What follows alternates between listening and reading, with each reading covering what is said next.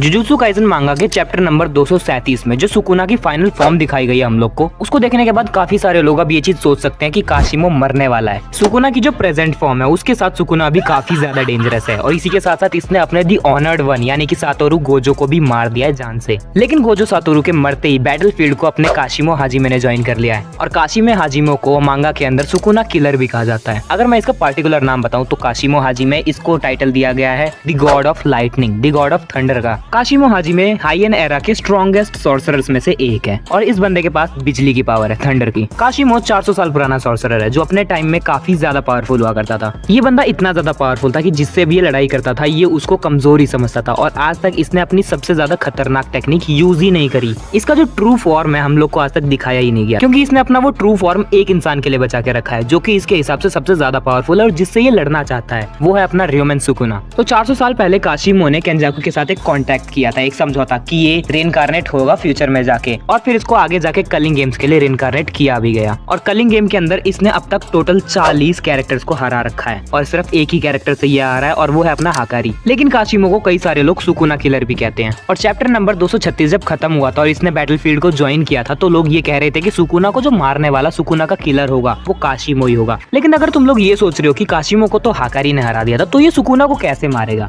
तो हाकारी ने खुद ये बात काशिमो से कही थी कि तुम मुझे इजीली हरा सकते थे लेकिन तुमने मुझे हराया क्यों नहीं, तुमने अपनी जो सबसे ज्यादा बढ़िया टेक्निक है वो यूज क्यों नहीं करी। और उस मोमेंट पर काशिमो ने हाकारी को साफ साफ ये बताया था कि ये जो टेक्निक है मेरी सबसे ज्यादा बेहतरीन टेक्निक, वो मैंने सिर्फ एक ही इंसान के लिए बचा के रखी है और वो है र्योमेन सुकुना। काशिमो ने अपनी जितनी भी जिंदगी जी है इसका सारी जिंदगी एक ही मकसद रहा है, सबसे ज्यादा पावरफुल को हराना, और सबसे ज्यादा पावरफुल इसके हिसाब से सुकुना। और अब जब इसको फाइनली टाइम मिल चुका है सुकुना से लड़ने का तो सुकुना अपनी फाइनल फॉर्म में है, सबसे ज्यादा खतरनाक फॉर्म में। अब देखो जब सुकुना को गोजो नहीं हरा पाया तो ये चीज कहना काफी ज्यादा मुश्किल हो जाएगा कि इसको काशिमो हरा देगा। काशिमो के लिए भी सुकुना को हराना बहुत ज्यादा मुश्किल है और सच में बहुत ज्यादा मुश्किल। और अगर मैं अपनी ओपिनियन में तो अकेला काशिमो बिल्कुल भी सुकुना को नहीं हरा सकता क्योंकि सुकुना के पास इस वक्त अपनी वो वाली फॉर्म है जो उसके पास हाइएन एरा में थी। और हाइएन एरा में सुकुना को हराने के बाद भी सुकुना इतना ज्यादा पावरफुल था कि इसको 20 फिंगर्स में डिवाइड कर दिया गया था इसकी पावर्स को। तो अकेला काशिमो इसको हरा देगा मुझे नहीं लगता ऐसा। वेल पॉसिबिलिटी क्या हो सकती है सुकुना को हराने के लिए, देखो सबसे पहले तो गोजो की जो बॉडी है, डेड बॉडी, उसको ठिकाने लगाना होगा। गोजो भले ही मर क्यों ना गया हो लेकिन अभी भी उसकी बॉडी दुनिया बदल सकती है क्योंकि अगर गलती से भी गोजो की बॉडी केंजाकू के हाथों लग गई तो दुनिया खत्म हो जाएगी जुजुत्सु काइसेन की। इसीलिए सबसे पहला जो इनका प्राइमरी टास्क है वो है गोजो की बॉडी को बचा के रखना।